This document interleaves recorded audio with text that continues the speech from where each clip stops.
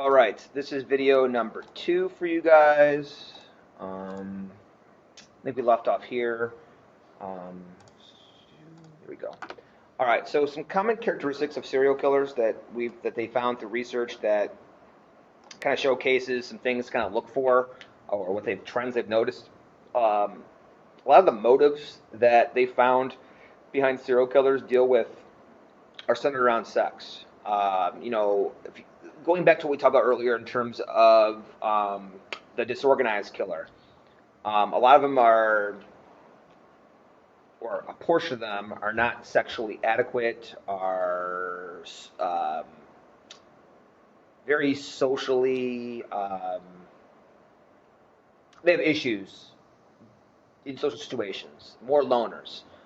So a lot of them that they found with sex and power kind of tied hand in hand, um, as a way using serial killers using force and power to, I guess, recreate desires that they have in their head, to perform those acts. Um, Most serial killers are white males, so over 90% of them would fall into that gender, um, as well as race.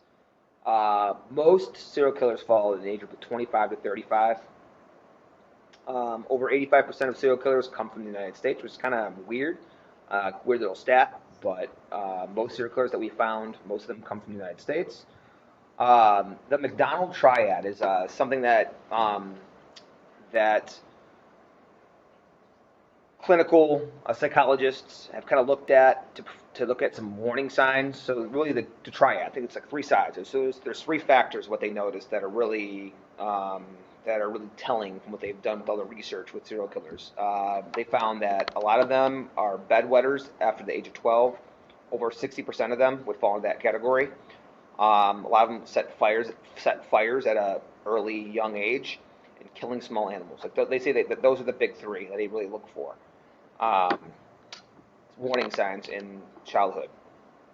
Another big thing is many have experienced trauma as a kid. They may have had some traumatic in terms of uh, abuse, um, emotional, physical, sexual abuse as a young kid.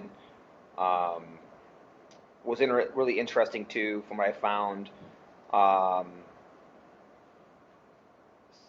some of the serial killers that target women, they feel like it may have came from dominant women in their lives, like their mothers or grandmothers, that may have put too much pressure on them as a young kid, um, and therefore they pick a profile that's similar to their mother, and they recreate all their hatred, all their anger, and they take it out on these victims that remind them of their mothers or grandmother or the dominant female figure in their lives. Um, Also, as I said before, with the Mcdonald Triad, interested in sadistic activities, killing animals, setting fires would be a common characteristic. Now, victims, common characteristics. Victims chosen from the same group, so it could be prostitutes. Boom, you choose somebody it fits in that category. It might be a hitchhiker, women, children, whatever. But you kind of stay in that. You stay in that group. Victims usually have similar attributes, so typically similar ages, similar race, similar residence and where they live, gender. So there's usually some type of pattern, um, as far as that goes. Um, they develop these sex murder fantasies in their early teenage years. Um, and then at first they may not have acted on it, or they may have taken out their desires or their anger on animals, and then from there they kind of graduate into more human activity.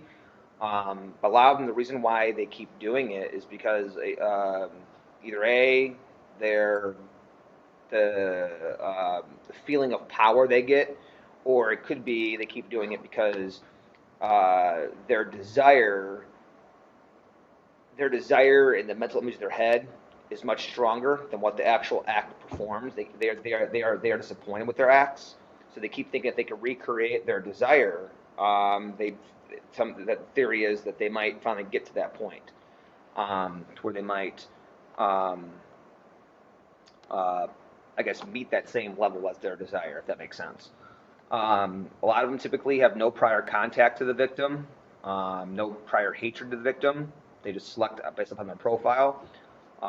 Their victims may be symbolic in some way, kind of maybe leading to the same group or attributes or whatever the case may be. Um, so why do some people become serial killers? This is the $1 million question, but a lot of it, they are doing a lot more and more research on this in terms of different brain activity. Um, they've mentioned brain defects and injuries may have been an important link to this violent behavior, more specifically to the frontal lobe or the prefrontal cortex in the part of the brain. The prefrontal cortex is responsible for setting the goals and planning and judgment, attention. If that region of the brain is damaged in some way or deficient in some way, that can lead to more violent type of behaviors, as what you see with serial killers. So here, there's more of an image in that, but they do notice that when they do violent offenders, serial killers, they do when they, with all the studies that they have noticed, there typically is some type of damage of some sort or differences, I'll put it that way, between a normal brain and how it functions and a violent offender. There's definitely a difference in brain patterns. Found this guy rolling. Hello, sorry about that. I had a visitor. So I think we left off here. Psychopaths and sociopaths, also a main characteristic or trigger amongst serial killers as well. These are people that are very self-centered, egocentric, narcissistic, very manipulative, especially when you're dealing with like the organized killers, especially they have like a charming personality. They follow the media. They want to see their name in the media. Very emotionally shallow people. They don't have any empathy or remorse over what they did.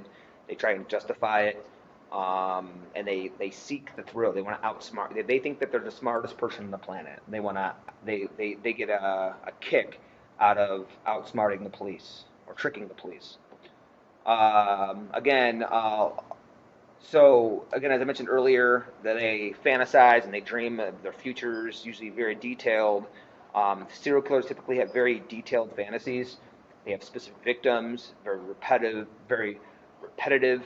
and they usually reveal their method of operation and signature. And these fantasies are things that really dwell in them. That they really have very intense fantasies, very detailed fantasies, and ultimately they want to act upon those and receive those fantasies in real life. So all these things I already went over, so we'll stop there. All right, so that is it as far as notes goes. So have this done. Adios.